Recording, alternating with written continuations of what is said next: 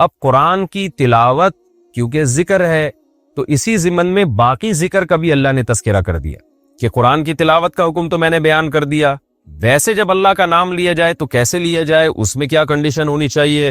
قرآن کہتا ہے وَاذْكُرْ رَبَّكَ فِي نَفْسِكَ، اور آپ اپنے رب کو یاد کیجئے اپنے دل میں۔ دل میں اس مراد یہ کہ اپنی ذات میں، دل میں کا مطلب یہ نہیں کہ سوچنا ہے آپ نے، اپنی ذات میں کس طریقے سے، تضرعاً عاجزی کے ساتھ، وخیفتاً اور خوف کے ساتھ۔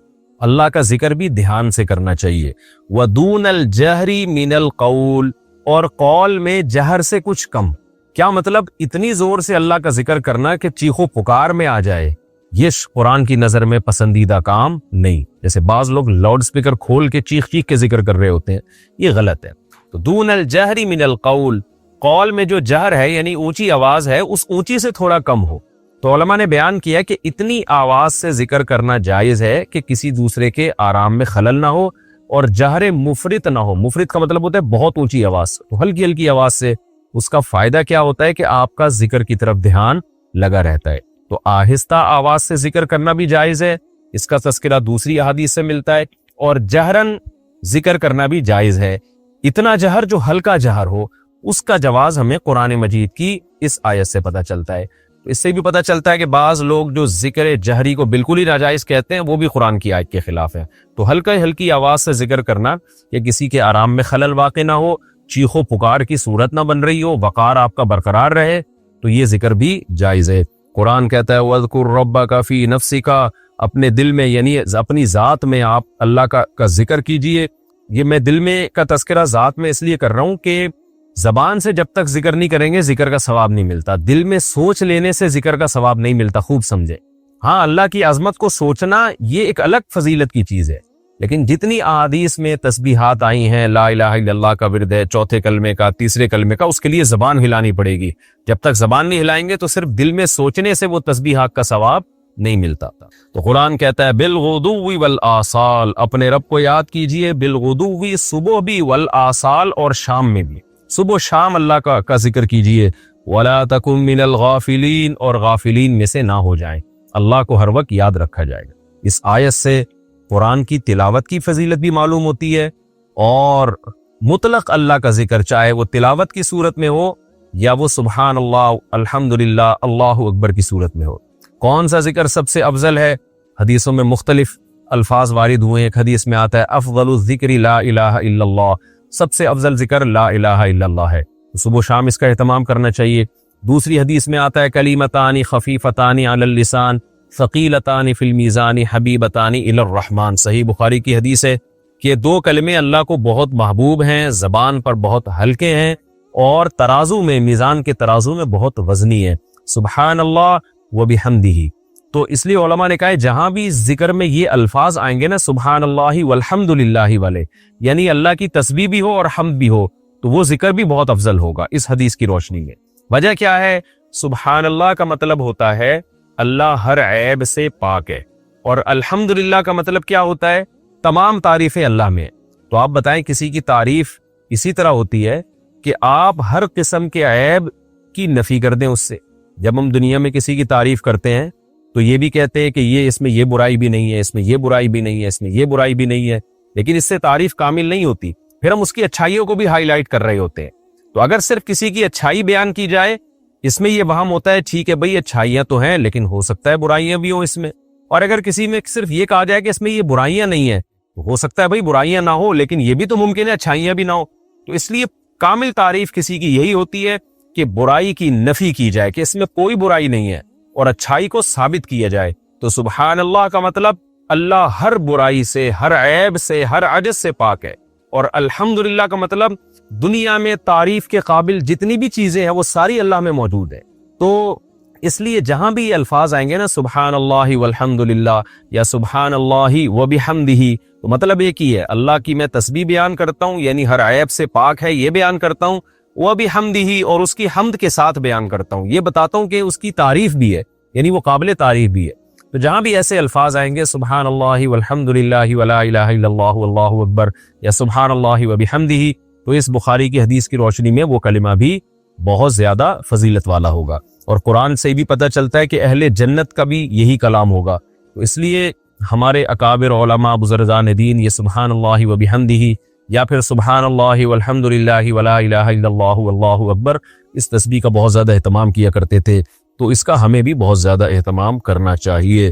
تو قرآن کہتا ہے وَاذْكُرْ رَبَّكَ فِي نَفْسِكَ تَضَرُّعًا وَخِيفَةً، عاجزی کے ساتھ، خوف کے ساتھ اللہ کی تسبیح بیان کیجئے، اس کا ذکر کیجئے، تھوڑا اونچی آواز سے کچھ کم، اور صبح اور شام۔ وَلَا تَكُن مِّنَ الْغَافِلِينَ، اور آپ غافلین میں سے نہ ہو جائیں۔ کیا مطلب؟ جو آدمی ذکر نہیں کرتا اللہ کی نظر میں وہ اللہ سے غافل ہے۔ آگے قرآن کہتا ہے ان الذین عند ربک، بے شک وہ لوگ جو تیرے رب کے پاس ہے۔ اب دیکھیں قرآن میں تلاوت کی بھی تذکرہ ہو گیا، اللہ کے ذکر کا بھی، یہ سورت کا بالکل آخری آیت ہے، تو بہت اچھا اختتام ہو رہا ہے اس سورت کا کہ پوری سورت میں اللہ نے آدم علیہ السلام کے واقعات، پھر موسیٰ علیہ السلام کے واقعات، پھر بنی اسرائیل کے واقعات، پھر توحید کے دلائل اور زیتون اور مختلف پھلوں کے قدرت کے اللہ نے نمونے پیش کیے، ہمارے سامنے بیان کیے۔ ان تمام کا حاصل کیا ہے؟ ہم سب اللہ کی غلامی میں آ جائیں اور اللہ کی عبادت کریں، اور اس عبادت کا ایک جز بیان کر دیا کہ قرآن بھی غور سے سنا کرو اور اللہ کا تذکرہ بھی زبان سے کیا کرو۔ اب آگے اللہ جو سورت کے اختتام فرما رہے ہیں وہ اس آیت پر کہ انسان میں تکبر ہے، حالانکہ انسان کا مقام طاقت اور قوت کے لحاظ سے بہت کم ہے، لیکن جو مخلوق اللہ کے پاس رہتی ہے، مقرب فرشتے جو طاقت اور قوت میں انسان سے کئی گنا زیادہ پاورفل ہے، طاقتور ہے، وہ اللہ کی کبریائی بیان کرنے میں، اللہ کی عبادت کرنے میں، سجدہ کرنے میں تکبر نہیں کرتے۔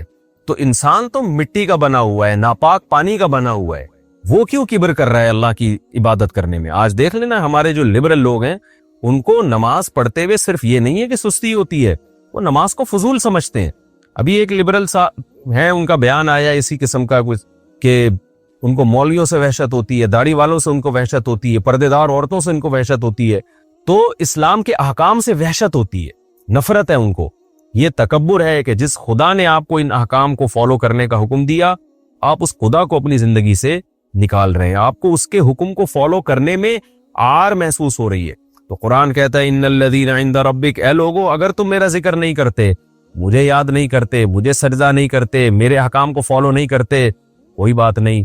ان الذین عند ربک، وہ لوگ جو تیرے رب کے پاس ہیں، یعنی مقرب فرشتے، لا یستکبرون عن عبادتہ، وہ اللہ کی غلامی اور اس کی عبادت میں کبر محسوس نہیں کرتے، حالانکہ وہ انسان سے بہت زیادہ طاقتور بھی ہیں، اور فی الحال ان کا قرب بھی اللہ سے بہت زیادہ ہے۔ تو جو جتنا اللہ سے قریب ہوگا اس وقت کے لحاظ سے تو وہی افضل ہوگا، اس فضیلت میں، قرب کے اعتبار سے، اللہ کے دربار میں ہونے کے اعتبار سے وہ بھی وہ تکبر نہیں کرتے۔ وَيُسَبِّحُونَهُ، اور وہ اللہ کی پاکی بیان کرتے رہتے ہیں، وَلَهُ يَسْجُدُونَ، اور وہ اسی کے لیے سجدہ بھی کرتے ہیں۔ اللہ کی اتنی مخلوق ہے، حدیث میں آتا ہے رسول اللہ صلی اللہ علیہ وسلم نے فرمایا اطت السماء وحق لها ان تئط، کہ آسمان فرشتوں کے بوجھ سے چرچرا رہا ہے، اور آسمان کو چاہیے کہ وہ چرچرائے۔ چرچرانے کا مطلب کیا ہوتا ہے؟ جب کسی چیز پہ بہت زیادہ بوجھ ہوتا ہے نا، تو چون چون کی آوازیں آ رہی ہوتی ہیں۔ آپ نے دیکھا ہوگا چارپائی پہ بہت زیادہ بوجھ ہو تو ایسے اس کے کھچنے کی آواز آتی ہے، تو آسمان بھی چرچرا رہا ہے۔ آپ نے فرمایا کہ ایک بالش جگہ بھی آسمان میں ایسی نہیں ہے جہاں کسی فرشتے کا سر سجدے میں موجود نہ ہو۔ تو اتنی زیادہ فرشتے اللہ کی عبادت کرتے ہیں۔ حدیث میں آتا ہے روزانہ 70,000 فرشتے بیت اللہ کا طواف کرتے ہیں، ایک روایت میں آتا ہے، اور جو ایک دفعہ کر لیتا ہے دوبارہ اس کا نمبر نہیں آتا۔ بہت مخلوق ہے اللہ کی، بڑی طاقتور ہے، وہ سب اللہ کی حمد و ثنا کرتے ہیں، اس کو سجدہ کرتے ہیں، اور اس میں وہ تکبر محسوس نہیں کرتے۔ اور انسان جو ایک غلیظ ناپاک پانی سے بنا، جس کی اس لحاظ سے 2 ٹکے کی اوقات نہیں ہے کہ انتہائی کمزور سمندر، اللہ تھوڑا سا اس کی لگام چھوڑ دے تو سمندر اس کو کھا جائے، تھوڑا سا زمین کو ہلا دے تو زمین اس کو کھا جائے، لیکن کتنے دنیا میں لوگ ایسے ہیں جو تکبر کرتے ہیں اور اللہ کی عبادت میں عار محسوس کرتے ہیں۔ تو ان آیتوں پر اختتام کیا گیا، جس کا حاصل یہ ہے کہ جب اللہ کی ایسی مخلوق اللہ کی کبریائی بیان کرتی ہے تو انسان کو بھی چاہیے وہ اللہ کی عبادت بھی کرے، نماز کی صورت میں اللہ کے سامنے سجدہ بھی کرے، اور زبان سے بھی اللہ کی توحید بیان کرے اور اللہ کی۔ تو میں یہ عرض کر رہا تھا کہ جب یہ ملحد اور لبرل لوگوں کو، خدا کے منکر لوگوں کو دیکھا، انہوں نے مشاہدہ کیا کہ اس کائنات میں بہت حسن ہے، तो जाहिर है हुस्न खुद ब खुद पैदा नहीं हो सकता। इन्होंने देखा कि ऐसा निजाम चल रहा है। कुत्ता क्या करता है, जब उसके जख्म होता है ना, आपने देखा वो जख्म को चाटता है। क्यों चाटता है? उसके थूक में ऐसा केमिकल है जो एंटीबायोटिक का काम करता है। कुत्ते को किसने बताया भाई कि अपने जख्म को चाट तू? तभी आपने देखा कुत्ते की यहां अगर जख्म हो जाए ठीक नहीं होता, फिर वो कोई चाट नहीं सकता यहाँ पे। वो हर चीज में ऐसा निजाम है। कछुए को डिफेंस का कैसा, हाँ मैं मछली की मिसाल दे रहा था। बाज मछलियां समंदर में ऐसी हैं जो इंतहाई सुस्त हैं और पत्थरों में रहती हैं।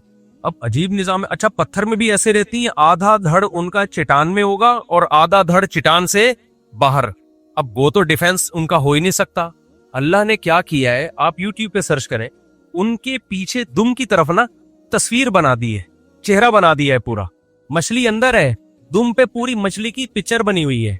कोई भी शिकारी जानवर आता है ना तो वो समझता है इसका रुख मेरी तरफ है, मैंने अगर इस पे हमला किया तो ये भी मुझ पे हमला करेगी।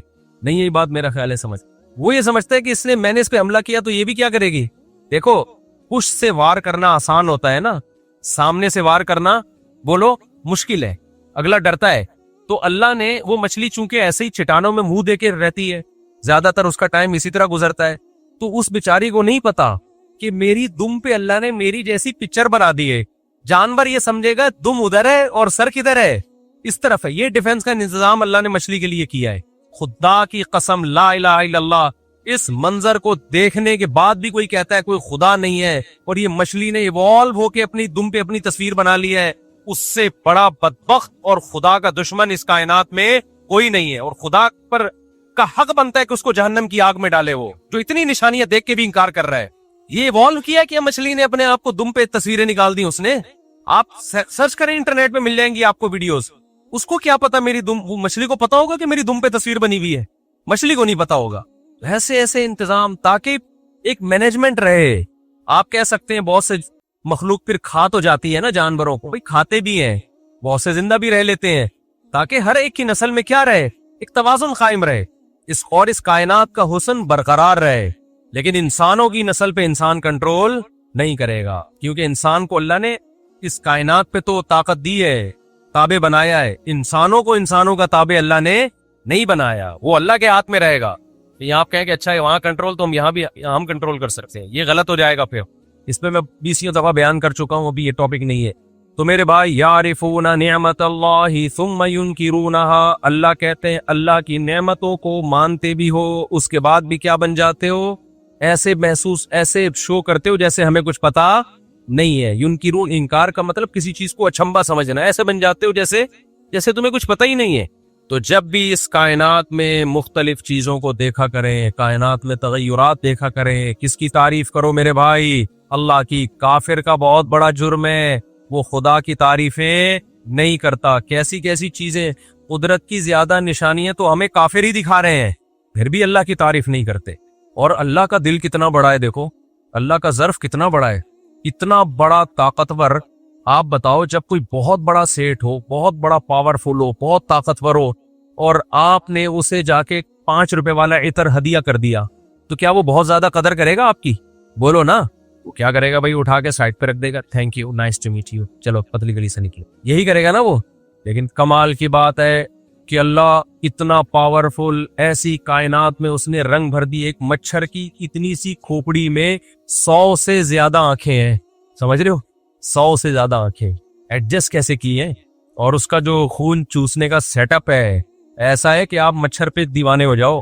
क्या डॉक्टर सिरिंज से निकालता होगा किसी का खून टेस्ट करने के लिए, जो मच्छर निकालता है, पूरा सेटअप है उसका, पहले केमिकल छोड़ के उस जगह को सुन करेगा। इतना निजाम, इतने से मच्छर की खोपड़ी में ऐसे सॉफ्टवेयर इंस्टॉल हो गए भाई। दूध को देख लो, अनार को देख लो, उन्जुरु इला समरी इदा असमर, अल्लाह कहते हैं जरा देखो तो सही इसके फल को, कैसा खुश जायका। पैदा कहां से हो रहा है? मिट्टी, पानी और गोबर के मिलाप से। काफिर बस आपको रिपोर्टें पेश करता रहेगा, ये अनार में इतना जिंक है, इतना आयरन है, इतना विटामिन सी है, और इतना ये है और इतना वो है। रिपोर्टें पेश करने के अलावा आगे नहीं बढ़ेगा वो, चूंकि ये खुदा को मानते नहीं है, आखिरत का हिसाब नहीं है, तभी रिपोर्टें पेश करने के बाद भी इंसानियत के लिए बड़े बेरहम होते हैं। यकीन ना आए तो देख लो ना फिलिस्तीन में क्या हो रहा है।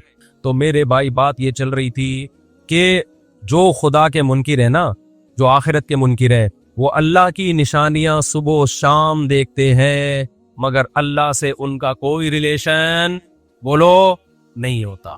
اللہ یہ چاہتے ہیں کہ جب میری نشانیاں دیکھ رہے ہو نا تم صبح و شام، تو مجھ سے کیا کرو؟ محبت کرو۔ تو 2-3 منٹ میں بات کو سمیٹ کے ختم کرتا ہوں، مجھ سے محبت کرو۔ آپ کہتے ہیں کیسے کریں محبت، کیا کریں، کیا کرنا پڑے گا اس کے لیے ہمیں؟ بھائی آپ کو 2 کام کرنے پڑیں گے، برائیوں کو چھوڑنا پڑے گا اور اللہ کا نام کثرت سے زبان سے لینا پڑے گا۔ میں بتا رہا تھا اللہ کا ظرف بہت بڑا ہے، بڑے سے بڑے سیٹ کو چھوٹی سی گفٹ دو تو وہ یوں لے کے رکھ لے گا، لیکن حدیث میں آتا ہے جو اتنا طاقتور بادشاہ خدا ہے، جب کوئی بندہ شدید پیاس میں پانی پی کے کہتا ہے نا الحمدللہ، اللہ کا شکر ہے، تو اللہ اس سے خوش ہو جاتا ہے۔ یہ کتنا چھوٹا سا گفٹ ہے، بلکہ گفٹ ہی نہیں ہے نا، آپ نے مان لیا کہ یہ مجھے کس نے پلایا ہے؟ میرے اللہ نے۔ اللہ تیرا شکر ہے۔ کافر یہ کام نہیں کرتا، ہندو یہ کام، وہ پیے گا اور سیراب ہو جائے گا اور ایک رپورٹ پیش کرے گا کہ شدید پیاس میں اتنے گلاس پانی پینے سے پیاس گھٹ جاتی ہے، اور جب پانی ہماری باڈی میں جاتا ہے تو بلڈ کو یہ فائدہ ہوتا ہے اور یہ چیزیں ہوتی ہیں۔ اس سے پتہ چلتا ہے کہ واٹر ہماری صحت کے لیے بہت مفید، اور مزید رپورٹ پیش کرے گا کہ اس کمپنی کا پانی پیا کریں، اس کمپنی کا پانی نہ پیا۔ اس سے آگے نہیں بڑھے گا۔ مسلمان کو جب پیاس لگتی ہے اور پانی پیتا ہے تو کیا کہتا ہے؟ الحمدللہ الذی اطعمنا وسقانا، کھانا کھاتا ہے، پانی پیتا ہے، تمام تعریفیں اس اللہ کے لیے ہیں جس نے ہمیں کھلایا۔ شدید بھوک میں کیسا مزہ آتا ہے، تبھی میں کہتا ہوں روزے رکھا کرو، افطاری کا بڑا مزہ ہے۔ جب دسترخوان پہ انسان بیٹھتا ہے نا، اللہ کے لیے بھوکا پیاسا ہو کے جب بیٹھتا ہے، کتنا مزہ آتا ہے، اس کھانے کی میں الگ ہی روحانیت ہوتی ہے۔ ہمارے ایک دوست پشاور میں بوڑھے آدمی، گپ شپ ہو رہی تھی ان سے، اب تو لوگ آٹو پہ آ گئے، میں کہیں بیٹھتا ہوں تو آٹومیٹیکلی 4 شادیاں شروع کر دیتے ہیں، میں نہیں بھی چھیڑ رہا ہوتا شروع، تو میں وہاں بیٹھے ہوئے بزرگ سفید داڑھی والے، روس کے دور میں افغانستان میں بڑا جہاد کیا انہوں نے، تو کسی نے بات چلا دی کہ جی 4 شادیاں ہو، بابا جی آپ بھی 4 شادیاں کرو، تو انہوں نے کہا مولوی صاحب مزہ اللہ نے خدا کی قسم صرف 2 چیزوں میں رکھا ہے۔ ایسے جذبے کے ساتھ کہا نا انہوں نے کہ ہم اپنے آنسو نہیں روک سکے، اتنے جذبے کے ساتھ انہوں نے کہا ایک اللہ کی راہ میں لڑنے میں، جب خدا کے لیے انسان لڑتا ہے نا اللہ کی راہ میں، وہ منظر ہی الگ ہوتا ہے، اللہ کو کیسا پیار آتا ہے نا، یہ بندہ جان ہتھیلی پہ رکھ کر میری خاطر لڑ رہا ہے۔ اور دوسرا کہا جب شدید بھوک اور پیاس میں افطاری کا دسترخوان لگاؤ، اس وقت جو کھانے میں مزہ آتا ہے وہ مزہ، اور اللہ کی راہ میں لڑنے میں مزہ، اس کے علاوہ دنیا کی کسی تیسری چیز میں مزہ نہیں ہے۔ میں نے کہا بالکل صحیح کہا، بالکل صحیح، افطاری میں بڑا مزہ ہے، کیسا مزہ آتا ہے بھوکا پیاس، ویسے بھی آپ بھوک پیاس میں کھاؤ، وہ روحانیت تھوڑی آتی ہے، اس میں روحانیت تھوڑی آتی ہے۔ تو جب کھاؤ، جب پیو، جب نعمتوں سے لطف اندوز ہو، فوراً کس کی تعریف کرو؟ اللہ کی۔ اے اللہ ہم اس قابل نہیں، ہمارے کون سے ایسے اعمال ہیں جو ہمیں پیاس میں ٹھنڈا پانی ملے؟ میرے بھائی ہم نے کیا کیا اللہ کے لیے؟ اے اللہ تیرا فضل ہے، تیرا احسان ہے، تیرے احسانات میں نعمتوں میں ڈوبے ہوئے ہیں، جو تو ہمیں بھوک میں کھلاتا بھی ہے اور پیاس میں پلاتا بھی ہے، اور یہی نعمت کافی ہے۔ اس شکر کا فائدہ یہ ہوگا ڈپریشن سے نکلو گے۔ میرے پاس بحریہ ٹاؤن میں پلاٹ کیوں نہیں ہے، میرے پاس گاڑی کیوں نہیں ہے، میرے پاس یہ کیوں نہیں ہے؟ او بھائی شدید پیاس میں تجھے پانی مل رہا ہے، جس دن یہ پانی بند ہوا نا تو سارے پلاٹوں کو تو بھول جائے گا۔ شکر ادا کر، تیری صحت ہے، پانی پی رہا ہے، تو بھوک میں تجھے کھانا مل رہا ہے، اس پہ اللہ کا شکر ادا کرو، بہت بڑی نعمت ہے، تھوڑی نعمت نہیں ہے۔ تو بار بار اللہ کا ذکر، نماز بھی اللہ کے ذکر کو قائم کرنے کے لیے رکھی ہے شریعت۔ اللہ کو پتہ ہی ہے ویسے تو میرا نام لیں گے نہیں، کم بخت، ہر وقت دکان میں، پان میں، گٹکوں میں اور باتوں میں لگے رہیں گے کہ پی ٹی آئی نے یہ کر دیا، عمران خان جیل میں یہ کر رہا ہے، تو نواز شریف دوبارہ آ گیا تو اب یہ ہوگا، یہ ہر وقت اسی میں لگے رہے۔ مجھے نہیں کوئی خوشی عمران خان جیل میں، اللہ کرے نکل جائے بھائی، اور یہ بھی ہے کہ اللہ کرے نواز شریف آگے میں ہو سکتا ہے اس کا مطلب وہ دوبارہ وزیر اعظم بن جائے، میں یہ کہنا چاہ رہا ہوں۔ یہ بھی ہو سکتا ہے کہ میں یہ چاہ رہا ہوں کہ واپس چلا جائے، یہ بھی ہو سکتا ہے، کچھ بھی ہو سکتا ہے، لیکن میں ایک بات مانتا ہوں، بھائی نواز شریف آ جائے یا عمران خان آ جائے، جو بھی آئے پاور میں، پاورفل آدمی ہے، ایک طاقتور آدمی ہے، تو اور جو بھی آئے نا اس سے اتنی نفرت نہ کرو جتنی ہم کر رہے ہیں۔ دیکھو جب تک کوئی وزیر اعظم نہیں بنے نا، وہ ایک سیاسی لیڈر ہے، جو مرضی کرو، جب بن جائے تو ملک کا فائدہ اسی میں ہے کہ سب مانے اس کو، چاہے وہ عمران خان ہو، چاہے وہ نواز شریف ہو، چاہے وہ زرداری ہو، جب بن جائے تو پھر اسلام کے حکام کیا ہو جاتے ہیں؟ چینج ہو جاتے ہیں۔ کیونکہ اگر ملک کے حکمران سے آپ کو لگاؤ نہیں ہوگا، میں نے عربوں میں دیکھا ہے جتنے مرضی ہوں کوئی اپنے بادشاہ کے خلاف ایک لفظ استعمال نہیں کرتا۔ جو غلط پالیسیاں بادشاہ کی ہوتی ہیں، علماء بادشاہوں سے بند کمرے میں ملتے ہیں، محبت سے ان کو سمجھاتے ہیں، اس سے خیر پیدا ہوتی ہے۔ یہ نظام اگر سعودی عرب میں ہونا کہ جو بھی بن رہا ہے دوسرا آگے ٹانگیں کھینچ رہا ہے, لانتے کر رہا ہے, تو اپنی زبانوں کو کنٹرول کرو میرے بھائی, اس سے ملک کو کبھی بھی فائدہ نہیں ہوتا. جو بھی آ جائے یار, جب آنے کے بعد ہمارا کون ہوگا, وہ وزیر اعظم ہو, جب بن گیا تو جو تمہارا باپ جس کو بنا دیا پر مان لو نا پھر ہمارا باپ ہے. بس ملک کو دیکھو میرے بھائی, شخصیتوں کو مت دیکھو. غلط ہے کسی کو جیل میں بھیج دینا, کسی کو جیل سے نکال دینا, ہم نہیں مانتے, لیکن جب بن جائے تو پھر ملک کو ہم نے کنٹری کو دیکھنا ہے. کنٹری کی خیر اسی میں ہے کہ جو آئے گا بھائی آئے گا, کوئی نہ کوئی تو آئے گا, جو آئے گا تو اس کو ماننا پڑے گا, ورنہ ملک کا تو اگر سارے اسی طرح خلاف ہو جائے بھائی, ملک کا بیڑا غرق ہو رہا ہے. تو خیر, ہم اللہ نے نماز کو کیوں رکھا ہے میرے بھائی, اپنی یاد قائم کرنے کے لیے. تو بار بار اللہ کا ذکر کرنے سے اللہ کی محبت کی چنگاری دل کے اندر پیدا ہوگی. نماز پڑھنے سے, پھر اللہ کے لیے روزہ رکھنے سے, ذکر کرنے سے. ہم تو پہلے زمانے میں بوڑھوں کو دیکھتے تھے ہر وقت ہاتھ میں تسبیح, ہر وقت ہاتھ میں کیا ہوتی تھی, اب کیا آ گیا بھائی, موبائل. میری والدہ کا جب انتقال ہونے کا وقت تھا, 1-2 سال تک بیڈ پہ تھی, ہوش و سلامت نہیں تھے, تو ان کے ہاتھ میں تسبیح پکڑاتے آٹومیٹکلی چلنا شروع ہو جاتی. سورہ یاسین پڑھتے ان کے سامنے تو جو آیت رہ جاتی آٹومیٹکلی ان کی زبان سے نکل جاتی, کیونکہ زندگی بھر سورہ یاسین پڑھی, قرآن پڑھا, تسبیح کی. اب جو نئی نسل آ رہی ہے نا, اب جب یہ بڑھاپے میں کوئی فالج ہوگا یا برین ہیمریج ہوگا یا بستر پہ پڑے ہوئے ہوں گے, ہوش آواز ٹھکانے نہیں ہوں گے, آپ ان کو سبحان اللہ الحمدللہ کہیں گے, ان کی کھوپڑی میں آئے گا ہی نہیں, ہے کیا کہہ رہے ہیں. آپ ان کے سامنے سورہ یاسین پڑھیں گے, اگلی آیت آئے گئی, آپ جیسے ہی ان کے سامنے ٹک ٹاک کھولیں گے نا, مردہ اٹھ کے بیٹھ جائے گا. اس لیے میں کہتا ہوں, یہ دیکھنے کے لیے کہ سکتے میں ہے یا سچی مچی میں مرا ہے, موبائل پکڑا دو. مردے کے ہاتھ میں بھی موبائل پکڑاؤ گے نا, ٹک ٹک چلنا شروع ہو جائے گا وہ. تو اتنا موبائل, ٹک ٹاک, فیس بک, انسٹاگرام, ہر وقت اسی میں لگے رہنا, ان چیزوں نے انسان کو اللہ کی یاد سے غافل کر دیا. تو تھوڑا سا اللہ اللہ کہنا سیکھو, صبح شام 100 دفعہ لا الہ الا اللہ کا ورد کر لیا کرو بھائی. ڈیجیٹل تسبیحات آ رہی ہیں, انگلی پہ کر لو, 100 دفعہ صبح, 100 دفعہ شام کر لیا. نماز کی پابندی کر لی, کبھی کبھار نفلی روزے رکھ لیے, تاکہ یاد رہے کہ ہم بھائی کس کو مانتے ہیں. اللہ کے لیے کھانے والے بہت ملیں گے, اور اللہ کے لیے تیجے کے نام پہ بھی, 11ویں کے نام پہ بھی کھایا ہی جا رہا ہے. تو کھانے والے مارکیٹ میں کم نہیں ہے, کھانے سے پرہیز کرنے والے, جو خود شوگر کی وجہ سے پرہیز ہو جائے گا, لڈو بھی چھوڑ دیں گے, جلیبیاں بھی چھوڑ دیں گے. اللہ کے لیے کھانے پینے سے پرہیز کر لو, روزہ رکھنے کی عادت ڈال لو, نفلی روزہ, تو اس پہ اللہ کیا ہو جائے گا, خوش ہو جائے گا. اور اللہ ایک وقت کی لذت چھین کے اگلے وقت میں ڈبل دے دیتا ہے. روزے میں ناشتے کی لذت جاتی ہے اور دوپہر کھانے کی لذت جاتی ہے. افطاری میں وہ لوٹا دیتا ہے کہ نہیں لوٹا دیتا, افطاری میں اللہ وہ ڈبل مزہ دے دیتا ہے کہ چل بھائی تو نے صبح ناشتہ بھی نہیں کیا, حالانکہ سحری کر کے بیٹھا ہوا ہے, 6 پراٹھے کھائے تھے سحری میں, اور دوپہر کھانا بھی نہیں کھایا, تو چل میں تجھے یہ لذت دنیا میں کیا کر رہا ہوں, افطاری میں لوٹا رہا ہوں. صحت بھی اچھی ہوگی, اللہ بھی خوش ہوگا. تو کچھ اللہ اللہ کا گھروں میں ماحول بناؤ. ہم کافر نہیں ہیں میرے بھائی کہ بس چیزوں پہ رپورٹیں پیش کر کے متاثر ہوتے رہے. ہم سب سے پہلے جو رپورٹ پیش کرتے ہیں وہ کیا ہے, وہ جو قرآن نے پیش کی ہے. یہ نعمتیں بنی نہیں ہیں, بنائی ہیں کس نے, اللہ نے, اور وہ تمہارا محسن ہے, اس کا تمہیں شکر ادا کرنا پڑے گا. اللہ تعالیٰ سمجھنے کی عمل کی توفیق کہ جب تک کسی چیز میں کمپٹیشن نہیں ہوتا, آدمی میں جوش پیدا نہیں ہوتا. دیکھو یہ جو آج دولت کے پیچھے بھاگ رہے ہیں, یہ اس لیے نہیں کہ ہماری ضرورتیں پوری نہیں ہو رہی. ضرورت تو اتنی نہیں ہے جتنا کمانے کی فکر کی جا رہی ہے. کیا پہن لے گا, کون سی گاڑی میں سفر کر لے گا. ہمارے سیاست دانوں کے پاس جتنی دولت ہے, تو مجھے بتاؤ کیا کھاتے وہ ہم سے اچھا ہے کیا؟ یہی کھا رہے ہیں, یہی پہن رہے ہیں, زیادہ زیادہ کون سی گاڑی میں گھوم لیں گے, تو کتنی لگژری ہوگی وہ. لیکن پھر بھی ہوس کیوں ہوتی ہے مقابلے میں. ہمارے ایک دوست نے ایک واقعہ سنایا, ایک عیسائی آدمی تھا کراچی کا, بہت بڑا تاجر, کہ عیسائی تھا, ظاہر اب مذہب تو ختم ہی ہو گیا ہے, ایتھیسٹ ہی بن چکے ہیں تقریباً. تو اس کو کوئی ایسی بیماری ہو گئی کہ ڈاکٹروں نے کہہ دیا اب ان کا انا للہ ہونے والا ہے. تو موت سے چند دن پہلے اس نے اپنے دوستوں کو بلایا. یہ ہے کمپٹیشن کو سمجھانے کے لیے میں بتا رہا ہوں آپ. اس نے اپنے دوستوں سے کہا کہ یار یہ پیسہ ہے, ڈیفینس میں میرے لیے 1000 گز کا ایک لگژری سا بنگلہ خرید. کہ کیا ہو گیا بھائی, تو اب مرنے لگا ہے, تھوڑے دن میں تیری موت واقع ہو جائے گی, ڈیفینس میں تو لگژری سا ایک بنگلہ خریدنا چاہ رہا ہے, کیوں بھائی؟ اس نے کہا کہ میرے جو دوست تھے نا غریب, جن کی 2 ٹکوں کی ویلیو نہیں تھی, آج انہوں نے بڑے بڑے گھر بنا لیے ہیں.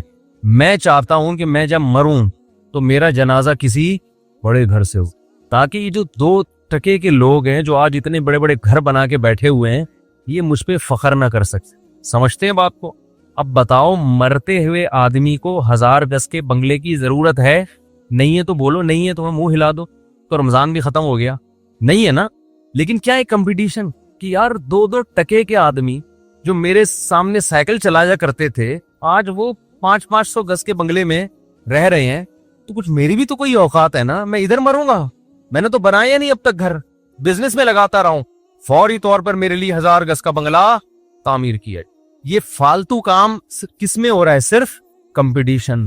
یہ انسان کی نیچر ہے، یہ انسان کی فطرت. دیکھو بچوں کو آپ کسی بچے کو بولو بھاگو، وہ نہیں بھاگے گا.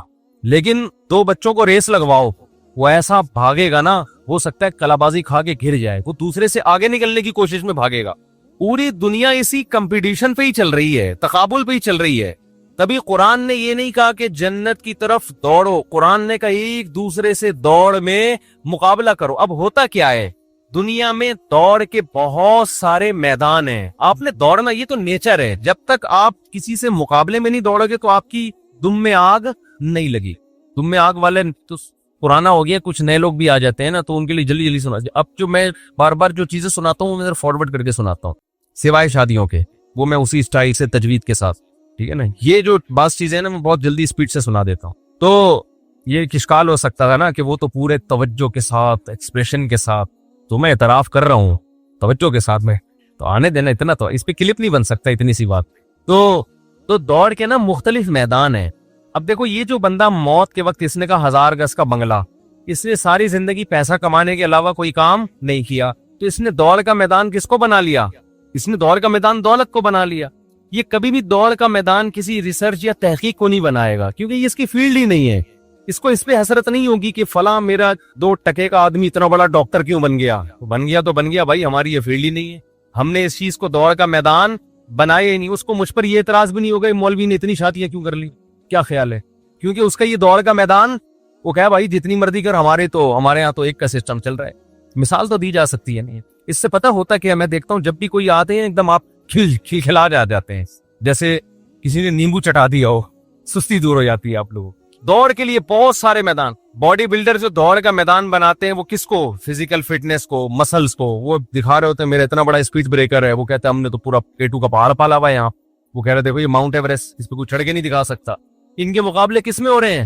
یہ جو دوڑنے کا مقابلہ کر رہے ہیں وہ دوڑنے کا مقابلے میں کہ کون پہلے اس لائن کو کراس کرے گا، کوئی کار ریسنگ کے مقابلے میں، کوئی کرکٹ کے مقابلے میں. یہ اتنا بڑا پلیئر لوگ مقابلہ کر رہے ہوتے ہیں نا، یار وہ اچھا بیٹسمین ہے یا اس سے زیادہ اچھا بیٹسمین تو وہ ہے.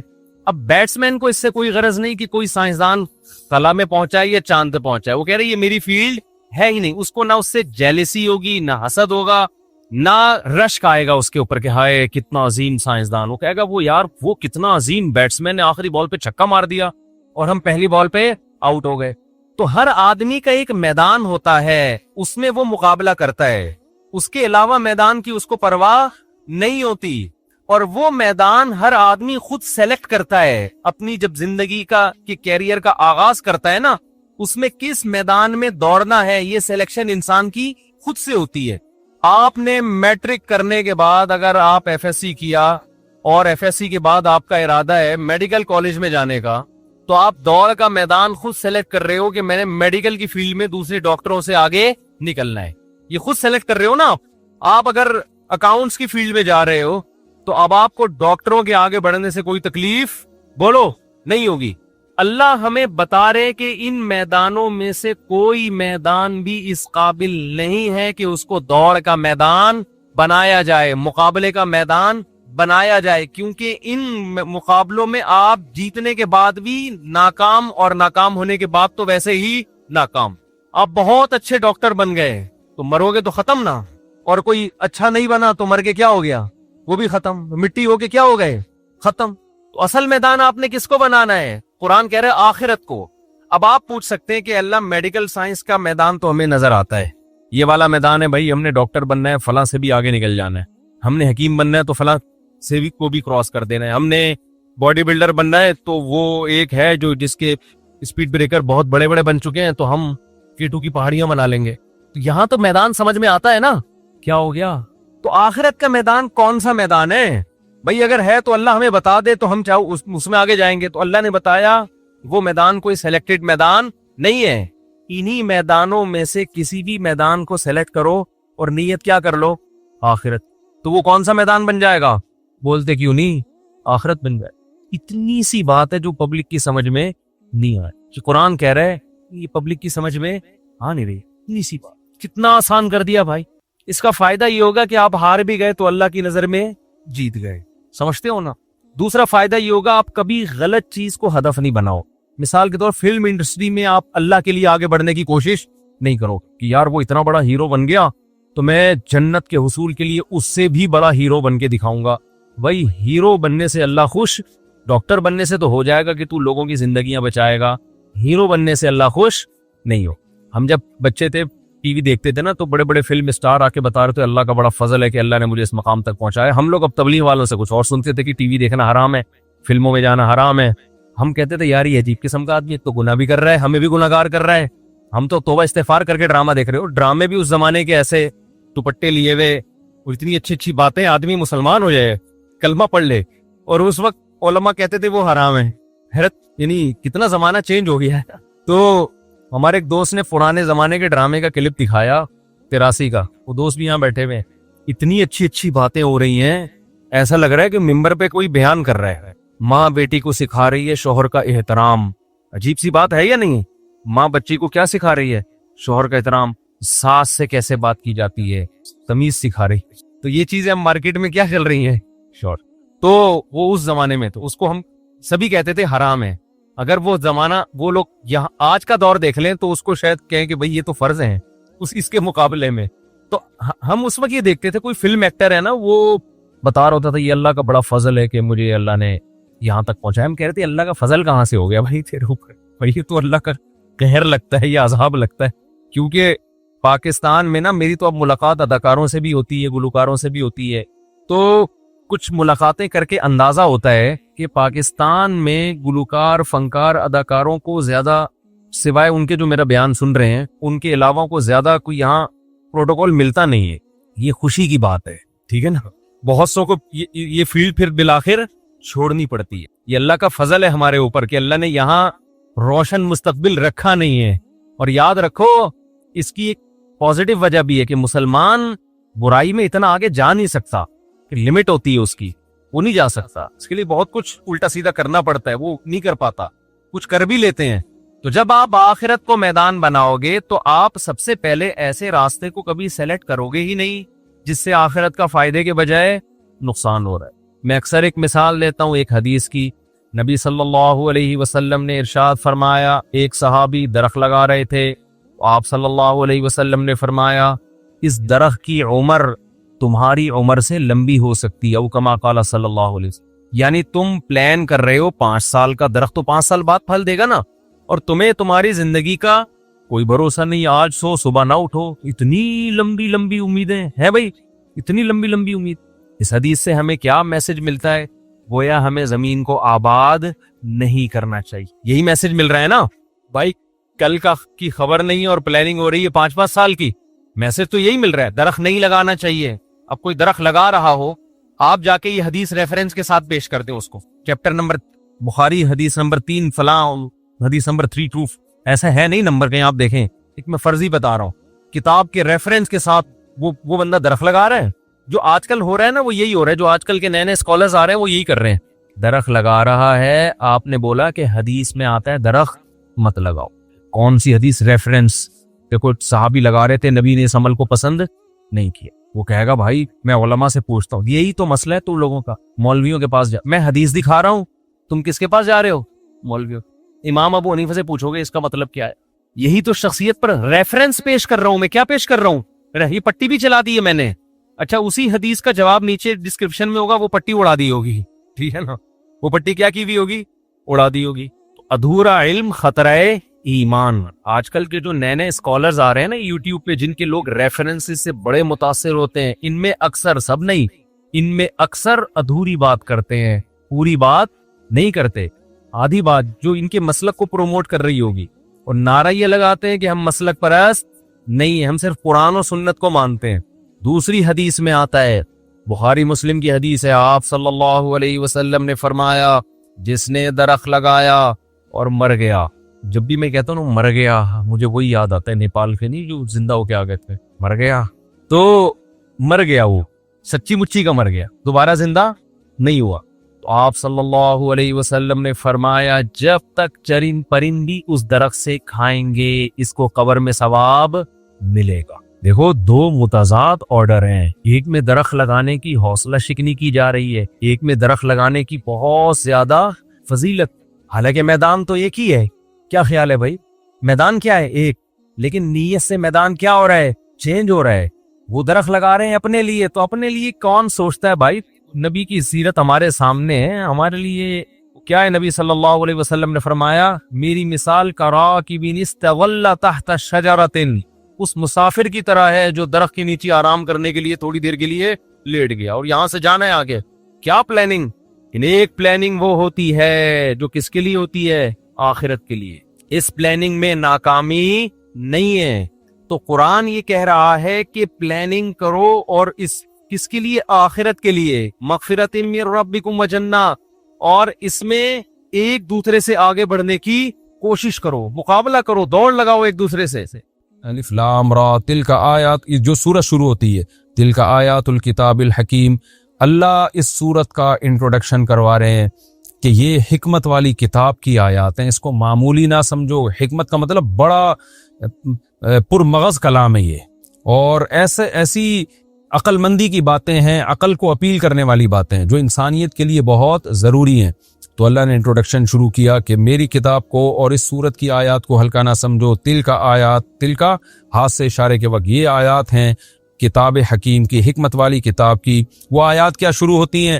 سب سے پہلے اللہ نے اپنے پیغمبر صلی اللہ علیہ وسلم کی رسالت کو ثابت کیا کہ دیکھو محمد صلی اللہ علیہ وسلم تمہیں دین کی طرف بلا رہے ہیں, نبی ہونے کا دعویٰ کیا تو لوگوں کو اس پہ تعجب ہو رہا ہے. وہ کیا تعجب ہے؟ اکان للناس عجبا, کیا لوگوں کو اس بات پہ عجب ہے, تعجب ہے, ان اوحینا الی رجل منہم, کہ ہم نے انہی میں سے ایک مرد کا انتخاب کر کے, ایک انسان کا انتخاب کر کے اس پر وحی نازل کرنا شروع کر دی. اس میں کون سی تعجب کی بات ہے؟ ہمیشہ سے پیغمبر انسانوں میں ہی آتے رہے ہیں, اور پھر ان کی تعلیمات کتنی اچھی ہیں, ان تعلیمات پہ تمہیں تعجب ہو رہا ہے. وہ تعلیمات کیا ہیں؟ انذر الناس, کے لوگوں کو ڈراؤ. کن لوگوں کو؟ برے لوگوں کو ڈراؤ جو برائی کرتے ہیں, ظلم کرتے ہیں, بیٹیوں کو زندہ دفن کرتے ہیں, شرک کرتے ہیں. وبشر الذین آمنوا, اور جو آپ کی باتوں پہ ایمان لائیں ان کو خوشخبری سناؤ اور ان کو بتاؤ ان لہم قدم صدق عند ربہم, کہ تمہارے رب کے پاس تمہارے عمل کا بہترین بدلہ ہے, جو اچھا عمل کرو گے اس کا بدلہ پاؤ گے. یہ اسلام کی بنیادی تعلیمات ہیں جو دنیا میں کسی کے پاس نہیں. دنیا میں ہر قوم آخرت کا انکار کرتی ہے, ہر قوم آخرت کی منکر ہے. جو آخرت کے اقرار بھی کرتے ہیں تو وہ اس طریقے سے نہیں کہ جو نیچر کو اپیل کرے, جس میں ڈیٹیل ہو, معلومات ہو. تو اسلام نے یہ دعویٰ کیا ہے کہ بھئی مرنے کے بعد ختم نہیں ہو جاتے, تمہیں قیامت کے دن حساب و کتاب دینا ہے, پورا بدلہ ملے گا تمہارے اچھے اعمال کا بھی اور برے اعمال کا بھی. تو اللہ کہتے ہیں اس بات سے لوگوں کو تعجب ہو رہا ہے, حالانکہ یہ کوئی تعجب والی بات نہیں ہے. یہ تو پیغمبروں کا کام ہی یہی ہے کہ لوگوں کو جنت کے ذریعے موٹیویٹ کریں اور جہنم کے ذریعے ڈی موٹیویٹ کریں برے اعمال میں. تو لوگوں کو اس پہ تعجب ہو رہا ہے, اور تعجب یہاں تک پہنچا قال الکافرون, کافر کہنے لگے ان ھذا لساحر مبین, یہ جو ہے محمد صلی اللہ علیہ وسلم یہ جادوگر ہیں کھلے ہوئے. کیونکہ جب یہ قرآن کی آیتیں پیش کرتے ہیں لوگوں کے دل پگھلنا شروع ہو جاتے ہیں, قرآن میں اتنی اٹریکشن ہے, لوگ مائل ہونا شروع ہو جاتے ہیں. تو یہ جادو ہے, یہ قرآن کی تعلیمات کی پاکیزگی نہیں ہے, اور یہ محمد صلی اللہ علیہ وسلم کے سچے ہونے کی دلیل نہیں ہے. یہ جو جادو ہے جس کے کرشمے یہ دکھا رہے ہیں. تو قرآن ایک شکایت کر رہا ہے کہ دیکھو ایسی پاکیزہ تعلیمات پہ کیا کہہ رہے ہیں کہ یہ جادوگر ہے. پھر اللہ کہتے ہیں ان ربکم اللہ, تمہارا رب وہ اللہ ہے, الذی خلق السماوات, جس نے آسمانوں کو بنایا. محمد صلی اللہ علیہ وسلم تو اس رب کی طرف تمہیں دعوت دے رہے ہیں, تم اس رب کو بھول گئے ہو. تو اس لیے اس توحید کی طرف اللہ آتے ہیں جو رسالت کا بنیادی مقصد ہے. رسالت کا بنیادی مقصد یہ نہیں کہ نبی لوگوں کو اپنا غلام بنائے, رسالت کا مقصد یہ ہے کہ مخلوق کی غلامی سے نکال کے اللہ کی غلامی میں لے کر آئے. تو اللہ کہہ رہے تمہارا رب وہ خدا ہے جس نے آسمانوں اور زمین کو بنایا, اس کے وجود پر بھی ایمان لاؤ اور اس کے ساتھ ان پتھروں کے بنے ہوئے بتوں کو شریک نہ کرو.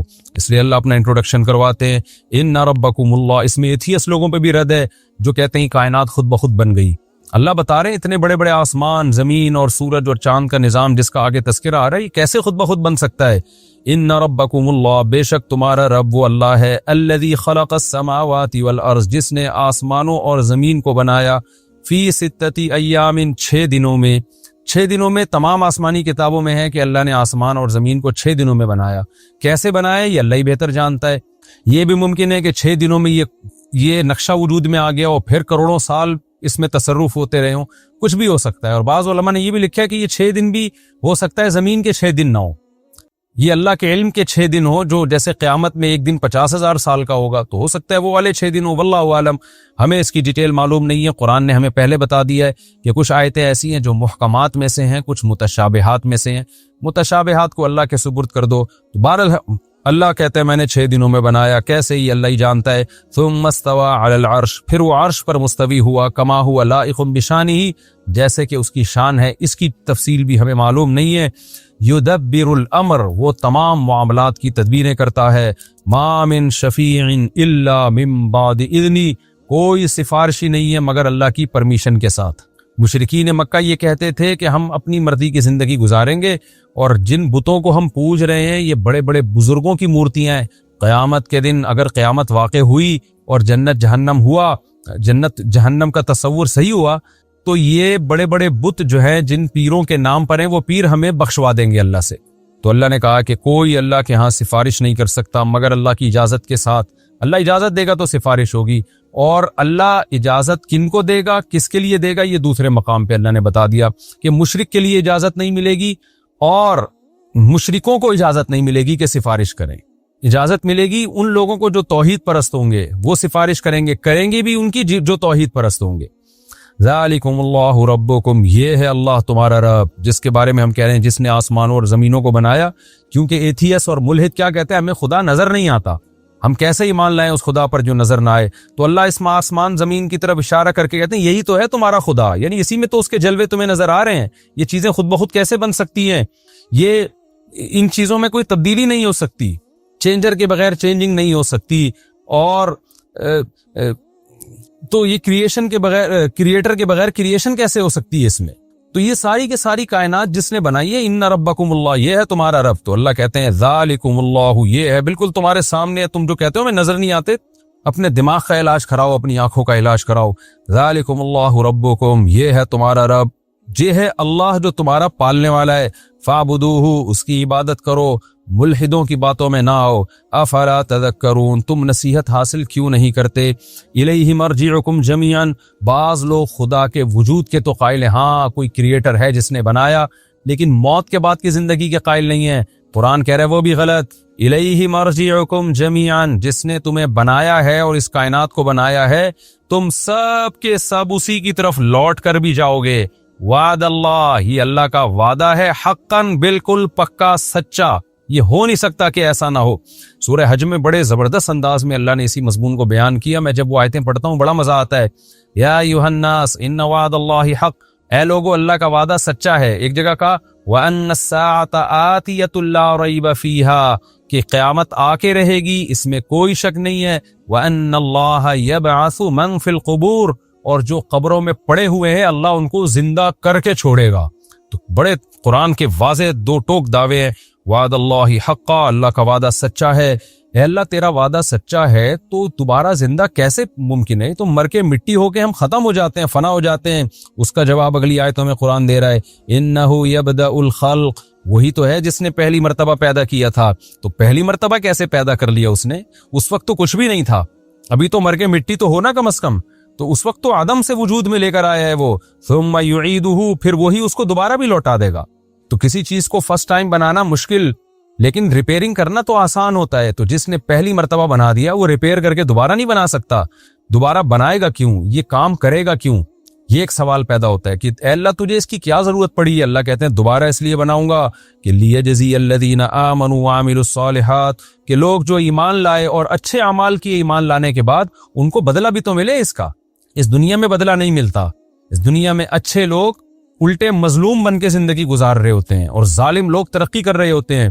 تو اللہ کہتے ہیں یہاں نہیں حساب ملتا, یہاں انصاف نہیں ہوتا, میں دوبارہ زندہ کروں گا. لیجزی الذین آمنوا, تاکہ میں اچھا بدلہ دوں ان لوگوں کو جو ایمان لائے اور پھر انہوں نے اس بیس پہ اچھے اعمال بھی کیے, بالقسط, انصاف کے ساتھ. کیا مطلب؟ ان کے بدلے میں کمی نہیں ہوگی, باقی اللہ تو زیادہ بدلہ دیتا ہے. والذین کفروا, اور جو میری باتوں کا انکار کریں گے, آخرت کا انکار کریں گے, میرے وجود کا, میری توحید کا انکار کریں گے, لہم شراب من حمیم, ان کے لیے کھولتے ہوئے پانی کا مشروب ہے, وعذاب علیم بما کانوا یکفرون, اور جو یہ کفر کیا کرتے تھے نا میرے وجود کا, میری توحید کا انکار کیا کرتے تھے پیغمبروں کا, اس کی وجہ سے ان کو دردناک عذاب دوں گا میں. پھر اللہ اپنی دوبارہ قدرت کو بیان کرتا ہے, اپنے وجود کی, اپنی توحید کے دلائل بیان کرتا ہے. هو الذی جعل الشمس ضیاء, وہ اللہ ہی تو ذات ہے جس نے سورج کو ضیاء, روشنی بنایا. یہ خود بخود نہیں ہو گیا, سب کچھ آٹومیٹیکلی نہیں ہو گیا. 9 لاکھ سے زیادہ گنا بڑا سورج اور ایک ہائیڈروجن گیسوں کا مجموعہ اور بھڑکتی ہوئی آگ ہے جو لاکھوں کروڑوں سال سے آگ پھینک رہا ہے. یہ وہ اللہ ہے جس نے سورج کو ایسا بنایا. والقمر نورا, اور چاند کو بھی اس نے روشنی بنایا. ضیاء اور نور میں کیا فرق ہے؟ نور ایک ٹھنڈی سی روشنی ہوتی ہے, ضیاء کا مطلب روشنی ہے, اور کوئی فرق نہیں ہے اس میں. بعض لوگ جو یہ فرق کرتے ہیں کہ ضیاء اس روشنی کو کہتے ہیں جو اپنی ہو, اور نور اسے کہتے ہیں جو کسی اور سے لی ہو, تو یہ لغت میں ایسا کوئی فرق نہیں ہے. عربی زبان میں یہ بات کے لوگوں نے فرق کیا ہے. یہ الگ بات ہے کہ چاند کی اپنی روشنی نہیں ہوتی, لیکن قرآن یہاں اس مضمون کو بیان نہیں کر رہا کیونکہ قرآن کا ٹاپک سائنس نہیں ہے. عربوں کو اگر یہ بیان کر دیا جاتا نا قرآن کی اپنی روشنی نہیں ہے, سورج کی روشنی لیتا ہے, تو ایک نئی جنگ چھڑ جاتی. اس کو ثابت کرنے کے لیے پھر الگ دلائل دینے پڑتے. تو اس لیے اسلام نے ہدایت کے ٹاپک کو فوکس کیا ہے. دائیں بائیں اسلام اپنے ٹاپک سے ہٹا نہیں ہے, قرآن ٹاپک سے ہٹا نہیں ہے. کہ جو سائنسدانوں کا ٹاپک ہے وہ ان میں رہنے دو, میڈیکل سائنس کا جو موضوع ہے وہ انہیں اس پہ کام کرنے دو.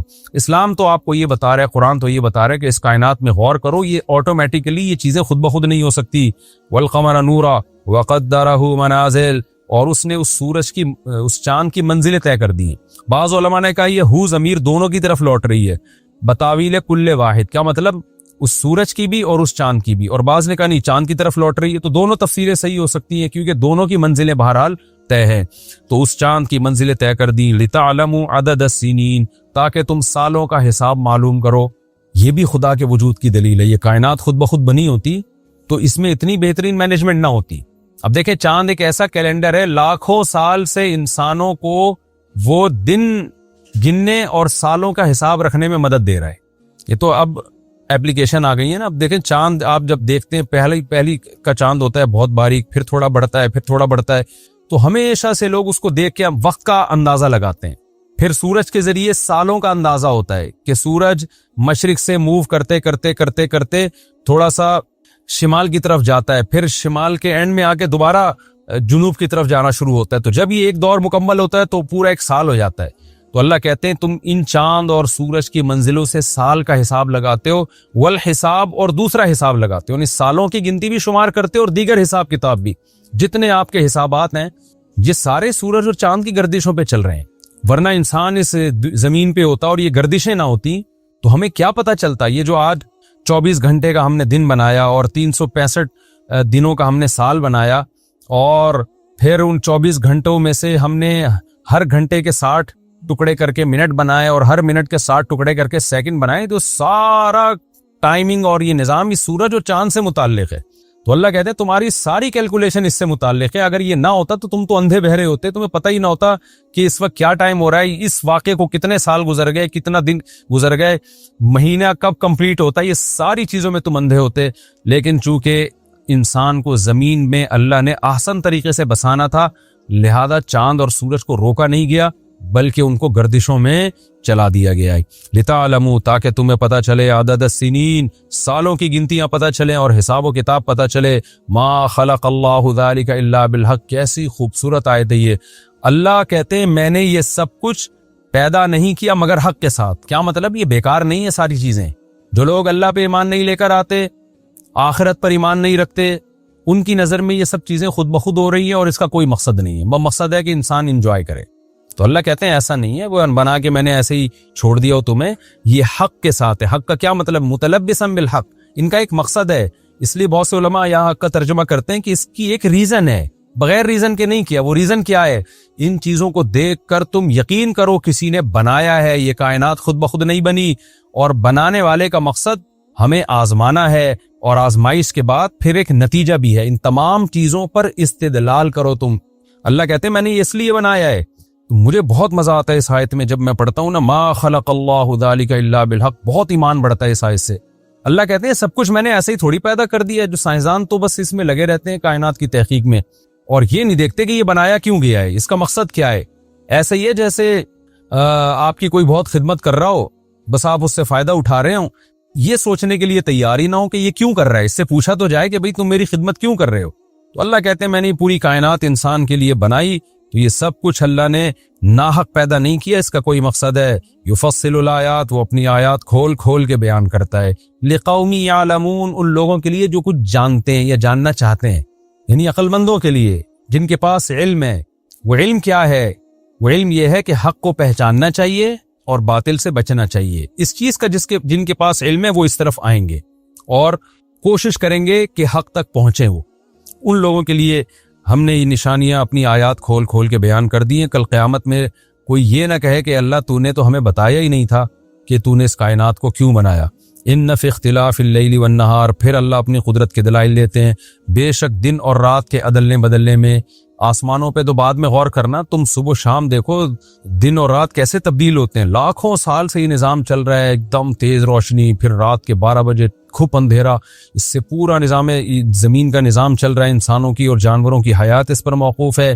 بے شک زمین دن اور رات کے اختلاف میں, وما خلق اللہ فی السماوات والارض, اور جو کچھ اللہ نے آسمانوں اور زمین میں پیدا کیا سب کے سب میں لآیات, بڑی بڑی نشانیاں ہیں, علامتیں ہیں خدا کے وجود کی, خدا کے توحید کی, پیغمبروں کے برحق ہونے کی, اسلام کے برحق ہونے کی, آخرت کی, جنت جہنم کی, ہر چیز کی بڑی بڑی نشانیاں ہیں. لقوم, ان لوگوں کے لیے, یتقون, جو تقوی اختیار کرنا چاہتے ہیں. اصل میں نشانیاں تو سب کے لیے ہیں, لیکن فائدہ ان لوگوں کو ہوگا جو سیدھے راستے پہ چلنا چاہتے ہیں. اس لیے اللہ نے متقین کا ذکر کیا. اور آگے اللہ فرماتے ہیں ان الذین لا یرجون لقاءنا, بے شک وہ لوگ جو ہماری ملاقات کی امیدیں ہی نہیں رکھتے. کچھ لوگ ایسے بھی ہیں, بہت سے لوگ ایسے ہیں جن کو کوئی امید ہی نہیں ہے, کہ وہ سمجھتے ہیں کہ مر کے مٹی ہو کے ختم ہو جائیں گے, ہماری اللہ سے ملاقات نہیں ہونے والی. جس کا نتیجہ کیا نکلتا ہے؟ وَرَضُوا بِالْحَيَاةِ الدُّنْيَا, وہ دنیاوی زندگی پر راضی ہو گئے. وَطْمَأَنُّوا بِهَا, اور اسی پر مطمئن ہو گئے. بس یہی ہمیں دنیا چاہیے, ہمیں نہیں, ہم مانتے ہی نہیں آخرت کو کہ کیا ہے. وَالَّذِينَ هُمْ عَنْ آيَاتِنَا غَافِلُونَ, اور وہ لوگ جو ہماری آیات سے غافل ہیں, تبھی تو ان کا یہ نتیجہ نکلا نا. اللہ کی آیات میں غور ہی نہیں کرتے, جس کے نتیجے میں وہ اس دنیا ہی کو سب کچھ سمجھ بیٹھتے ہیں. تو اللہ کہتے ہیں اولئک مأواہم النار, یہ وہ لوگ ہیں جن کا ٹھکانہ آگ ہے. بما کانوا یکسبون, اس عمل کے نتیجے میں جو یہ دنیا میں کیا کرتے تھے. وہ عمل کیا تھا؟ کفر. اللہ کی نعمتوں سے بہت فائدہ اٹھایا, لائف کو بھرپور انجوائے کیا, مگر ان نعمتوں کے دینے والے کے بارے میں کبھی غور نہیں کیا. اللہ کہتے ہیں ایسے لوگوں کا انجام بہت بھیانک ہے. اور اس کے برعکس جو ایمان لائے اور نیک اعمال بھی کیے انہوں نے, ان کا انجام بہت اچھا ہے. ان الذین آمنوا, بے شک وہ لوگ جو ایمان لائے, وعملوا الصالحات, اور پھر اچھے اعمال بھی کیے انہوں نے, یہدیہم ربہم, ان کا رب ان کی رہنمائی کرے گا. کہاں؟ جنت تک لے کر جائے گا ان کو. بِایمانہم, ان کے ایمان کی وجہ سے. تجری من تحتہم الانہار, ایسی خوبصورت بہشت ہوگی, جنت ہوگی جس کے نیچے نہریں بہتی ہوں گی. فی جنات النعیم, اور نعمت اور عیش کے باغات میں. اور وہاں بات بھی بڑی پاکیزہ ہوگی. وہ کیا ہوگی؟ دعواہم فیہا سبحانک اللہم, ان کا دعویٰ کیا ہوگا وہاں پہ, یعنی منہ سے جو بات نکالیں گے وہ کیا ہوگی؟ سبحانک اللہم, اے اللہ تو ہر عیب سے پاک ہے.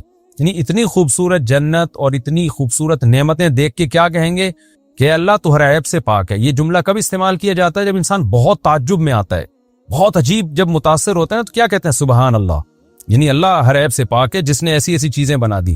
تو وہاں تعجب سے کیا کہیں گے؟ سبحانک اللہم. اللہم کا مطلب ہے یا اللہ, اے اللہ. وتحیتہم فیہا سلام, اور ملاقات کے وقت ان کا تحیہ کیا ہوگا؟ دعا کیا ہوگی؟ سلام.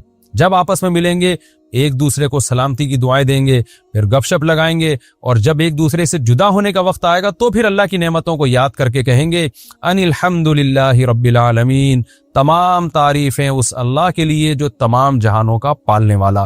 یعنی یہ تعریفیں خود بخود ان کی زبان سے نکل رہی ہوں گی جنت کی نعمتوں کو دیکھ کر. یہ سورہ یونس کا پہلا رکوع تھا جو الحمدللہ کمپلیٹ ہوا. اس رکوع کا خلاصہ یہی ہے کہ اللہ تعالیٰ نے پہلے بتایا کہ لوگوں کو اس پہ تعجب ہو رہا ہے کہ ہم نے ایک بشر کو، ایک انسان کو پیغمبر بنا کے بھیج دیا اور وہ اتنی اچھی اچھی باتیں کیوں کر رہا ہے، یعنی وہ اتنی اچھی تعلیمات کیوں دے رہا ہے، اس پہ تعجب ہو رہا ہے. تو اللہ بتا رہے ہیں کوئی تعجب کی چیز نہیں ہے، کوئی اچھمبے کی چیز نہیں ہے، ہماری مرضی ہم جس کو پیغمبر بنائیں. تعجب تو اس پہ ہونا چاہیے کہ اللہ نے اپنے بندوں کی ہدایت کے لیے کسی کو بھیجا ہی نہیں، یہ تعجب کی بات ہے. بھیجا ہے یہ تو تعجب کی بات نہیں ہے. آج جو لوگ اسلام کے اگینسٹ ہیں وہ اس پہ تعجب کرتے ہیں کہ یہ کیوں بھائی، کوئی پیغمبر کیوں آ گئے. تو بھائی تعجب اس پہ ہونا چاہیے کہ خدا اور بندوں کا کوئی لنک ہی نہیں ہے آپس میں، کوئی نمائندہ ہی نہیں ہے، اللہ نے جو اپنا انٹروڈکشن کے لیے کسی کو بھیجا ہی نہیں ہے، یہ تعجب کی بات ہے. اور پھر اللہ نے اپنی توحید کے دلائل بیان کیے اس میں. یہ اس کا خلاصہ ہے.